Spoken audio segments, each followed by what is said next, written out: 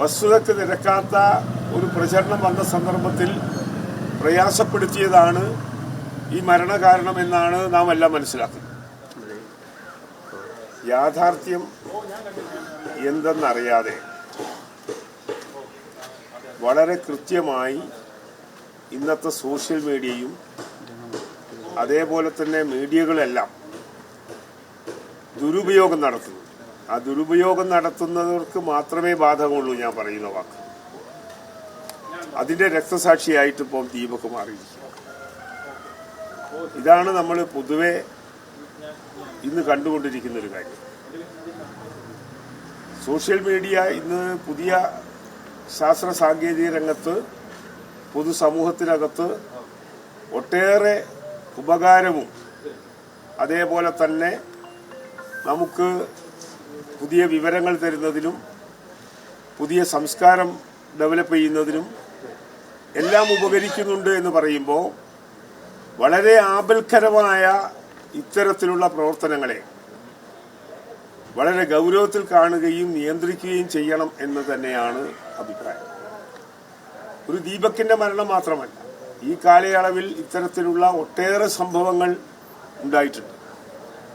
കാരണം നമ്മൾ ഒരാളുടെ വ്യക്തിത്വം എന്ന് പറയുന്നത് ആ വ്യക്തിത്വം അദ്ദേഹം ഉയർത്തിക്കൊണ്ടുവന്നിട്ടുള്ള അദ്ദേഹത്തിന്റെ സൽസ്വഭാവവും സൽഗുണങ്ങളും ആ സൽഗുണങ്ങളും സൽസ്വഭാവമാണ് എന്റെ സമ്പാദ്യമെന്ന് ധരിക്കുന്ന ധാരാളം പേർ ഈ സമൂഹത്തിലുണ്ട്, ധാരാളം പേരുണ്ട്. അപ്പൊ അദ്ദേഹത്തെ വസ്തുതയ്ക്ക് നിരക്കാത്ത ഒരു പ്രചരണം വന്ന സന്ദർഭത്തിൽ പ്രയാസപ്പെടുത്തിയതാണ് ഈ മരണകാരണം എന്നാണ് നാം എല്ലാം മനസ്സിലാക്കുന്നത്. അതുകൊണ്ട് തന്നെ ഇത്തരത്തിലുള്ള പ്രവണതകളെ നമ്മൾ വളരെ ഗൗരവമായി പൊതുസമൂഹം തിരിച്ചറിയാനും മറ്റേതെങ്കിലും രീതിയിലുള്ള നിയമ നടപടികൾ ഇത്തരത്തിലുള്ള കാര്യത്തിൽ വരണം എന്നതാണ് എനിക്ക് സൂചിപ്പിക്കാനുള്ളത്. ഇപ്പോൾ നിയമമുണ്ട്. നിയമം സ്ത്രീകളെ സംബന്ധിച്ച് പൊതുസമൂഹത്തിൽ സ്ത്രീകൾ പലപ്പോഴും പീഡിപ്പിക്കുന്നവരും അതേപോലെ തന്നെ നീതി കിട്ടാത്തവരെല്ലാമായി മാറാറുണ്ട്. അതുകൊണ്ട് തന്നെ നമ്മുടെ സമൂഹത്തിൽ സ്ത്രീകൾക്ക് പ്രത്യേക നിയമവും കാര്യങ്ങളെല്ലാം ഉണ്ട്. അത് അത്യാവശ്യവും അനിവാര്യവുമാണ്, അത് ഉപയോഗിക്കേണ്ടതുമാണ്. പക്ഷേ ഏത് നിയമങ്ങളെയും ദുരുപയോഗം ചെയ്യുമ്പോൾ ആ ദുരുപയോഗം ചെയ്യുമ്പോൾ വരുന്ന പ്രത്യാഘാതമായിട്ട് ഈ മരണത്തെ അത് വസ്തുതയുമായി ബന്ധപ്പെട്ടതാണ്.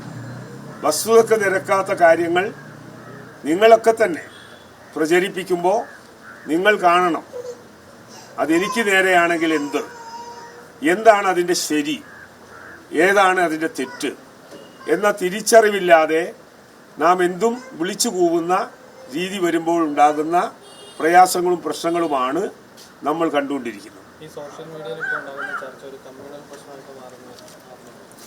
അതിനെ സംബന്ധിച്ചൊന്നും ഞാനിപ്പോൾ ഉദ്ദേശിക്കാൻ പറയുന്നില്ല. അതിപ്പോൾ പല രീതിയിലുള്ള ചർച്ചകൾ വരുന്നുണ്ട്. അതിനൊരു പുതിയ ചർച്ചയ്ക്ക് വഴിയൊരുക്കാൻ ഉദ്ദേശിക്കുന്നില്ല. സോഷ്യൽ മീഡിയയിൽ മൊത്തത്തിൽ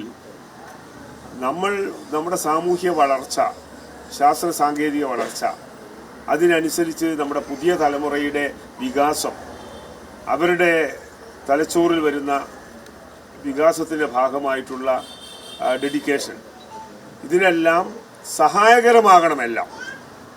എന്നാൽ സോഷ്യൽ മീഡിയ ഒരു ഭാഗം, സോഷ്യൽ മീഡിയ ആകെ അടച്ചാക്ഷേപിക്കാനും നമുക്ക് സാധിക്കില്ല. സോഷ്യൽ മീഡിയയിലൂടെ നല്ലതായ ഒരുപടി സന്ദേശങ്ങളും അതിനനുസരിച്ചുള്ള ഒരുപടി മാറ്റങ്ങളും പുതിയ തലമുറ അതിൻ്റെ പിറകെ പോകുമ്പോൾ തന്നെ അവർക്ക് പഠിക്കാനും അതേപോലെ തന്നെ തിരുത്താനും എല്ലാമുള്ള പലതുമുണ്ട്. പക്ഷെ ഈ തരത്തിലുള്ള വിഷയങ്ങൾ അതിനകത്ത് വരുന്നു എന്ന് പറയുമ്പോൾ തെറ്റായി കാണാനും തെറ്റിനെ ശരിയാക്കി വസ്തുതയ്ക്ക് നിരക്കാത്തത് പഴിചാരിക്കൊണ്ട് കുറ്റപ്പെടുത്താൻ കഴിയുന്ന യാഥാർത്ഥ്യ ബോധമില്ലാത്ത പ്രക്രിയകൾ അത് സമൂഹത്തിനുണ്ടാകാൻ പാടില്ല. സമൂഹം വളരുമ്പോൾ അത് നല്ല രീതിയിലുള്ള ജനങ്ങളെ നമ്മൾ വാർത്തെടുക്കാൻ കഴിയുമ്പോൾ ഈ ഒരു നടപടി ഒരിക്കലും നമുക്ക് യോജിക്കുന്നതല്ല. കാരണം രാഷ്ട്രീയത്തിൽ തന്നെ എന്താ സംഭവം? കെട്ടിവെച്ച നുണകൾ പ്രചരിപ്പിക്കുകയല്ലേ ചെയ്യുന്നത്. ഞാനിപ്പോൾ ഇവിടെ രാഷ്ട്രീയം പറയാൻ ഉദ്ദേശിക്കുന്നില്ല. കഴിഞ്ഞ ത്രിതല പഞ്ചായത്തിൽ ഇവിടെ UDF-ഉം BJP-യും എല്ലാം പ്രചരിപ്പിച്ച രാഷ്ട്രീയം എന്താ? വസ്തുതയുമായി എന്തെങ്കിലും ബന്ധമുള്ളതാണോ? യാഥാർത്ഥ്യമുള്ളതാണോ? യാഥാർത്ഥ്യമുള്ള കാര്യങ്ങൾ എവിടെയെങ്കിലും ചർച്ച ചെയ്യാൻ വേണ്ടി അവർ തയ്യാറായോ? അപ്പോൾ ആ നിലയിലാണ് നമ്മൾ കാണേണ്ടത്. അതിനുവേണ്ടിയാണ് നമ്മളെല്ലാം ഒന്നിച്ചു നിന്ന് പോരാടേണ്ടത്.